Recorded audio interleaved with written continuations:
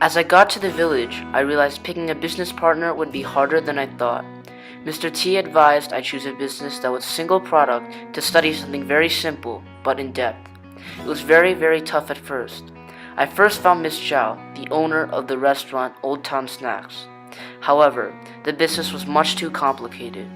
After going through about 6 different possible partners, I decided to go on a teacher support with Mr. T. On the way to the Linden Center, he introduced me to Mr. Zhang, an antique dealer. He seemed like a perfect business partner, a generous guy that always has time to talk while still being able to provide good information. Before my research, I've come up with a question to answer. Would I be happy as an entrepreneur in Qizhou? To determine my well-being as an entrepreneur in Qizhou, I must consider the finances, life as a business owner, and lifestyle in Qizhou.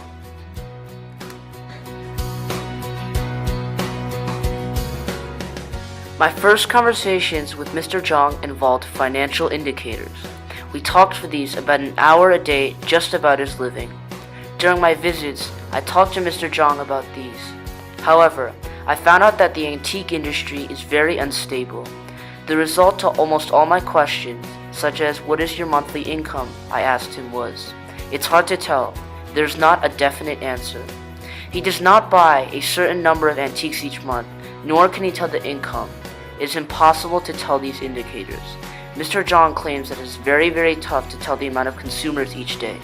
Sometimes there can be a lot of customers, and sometimes there can be a long period of time where there won't be one. As we sat exchanging information, I got frustrated. I had predicted the industry wasn't this unstable. However, his business is pretty stable.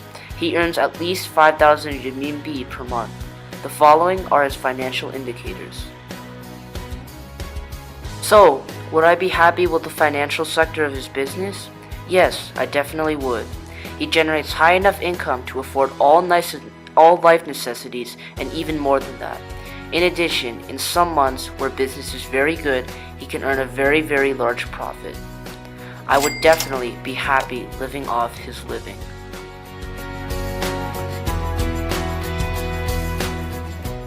I talked more with Mr. Zhang after finances. Owning a small business isn't all about money, but also about the lifestyle. He claims that being a small business owner is the most relaxing job for him. We talked a lot about his hobbies and life inside the business.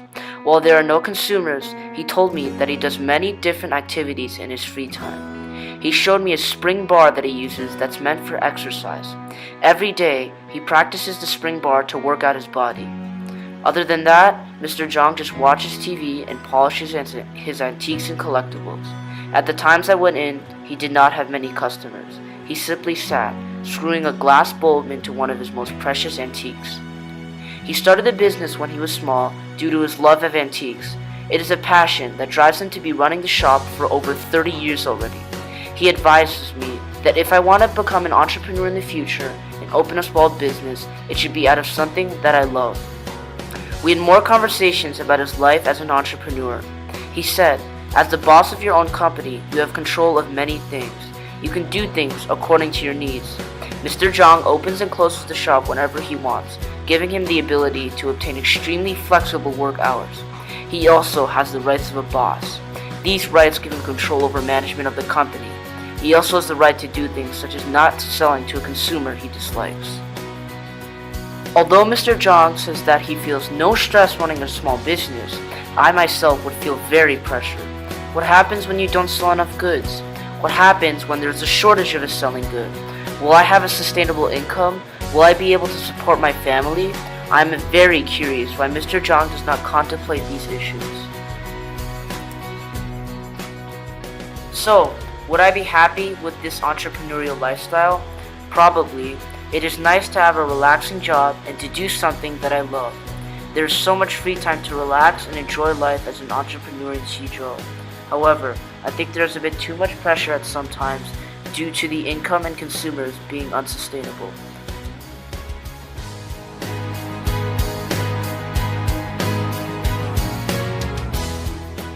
Lifestyle in Qizhou seems very relaxed. Previously, I have lived in both urban and suburban areas, but not rural. The village life is definitely very different from my previous residential places. Every day, when I walk out of Yangzhuoran, I see blue skies with no smog. As I walk around, I can breathe in fresh air without worrying about pollution. Around me are the mountains of Tangshan, which I have explored on our hike. At night, there are stars that shine during the night. I walk around every day, seeing locals on the street. When I say hi, they usually reply nicely with a greeting.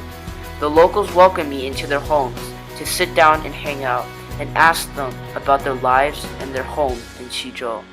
One clothing shop owner I interviewed, named Mr. Gao, said, "Even if I'm poor, the most important things to me are happiness and health." During wellness time, I always go run by Lake Erhai. It is nice to take strolls around Qizhou and appreciate the village's beauty and culture. I can see ladies at work taking rice bundles and getting them ready for the harvest, and rice drying out on the road. It is a great view. I would be very happy as a resident in Qizhou. It is a great place to be, having an experience in the real sector of China. It is indeed significantly different from city and suburban lifestyles. However, I think I can accustom over time. After 4 weeks in Qizhou, I have reached a conclusion. My well-being as a business owner in Qizhou is dependent on finances and expenses, the entrepreneurial lifestyle, and life in Qizhou. So, after this process, would I be happy as a business owner in Qizhou? Yes, I would. My times in Qizhou and experiences over this 4-week period has helped me conclude this. Over time in Qizhou, I have not only learned many lessons, but also learned a lot about myself. It has helped me to learn about independence, collaboration, and further my understanding of economics. Through staying away from home for a month, I've learned to work on my own even more. I have organized many projects on my own, but worked so hard to produce this final product. In addition, I've learned so much about working together by bonding and depending on my peers and chaperones. We work together to get things done. Daily video shoutouts and making a positive impact on our host village. I've grown so much over this trip. I have gotten the opportunity to talk to locals and increase my Chinese. All these experiences come together, and I think I have become a smarter and more mature person. My experience has been a great and life-changing one. I think I've changed for the better as a person and as a learner. My perspective on China has changed yet again. After experiencing life in the real China, I have learned more about Chinese culture and lifestyle. I am now immensely more aware of the diversity of Chinese people. Going through all these experiences lets me have no regrets on signing up.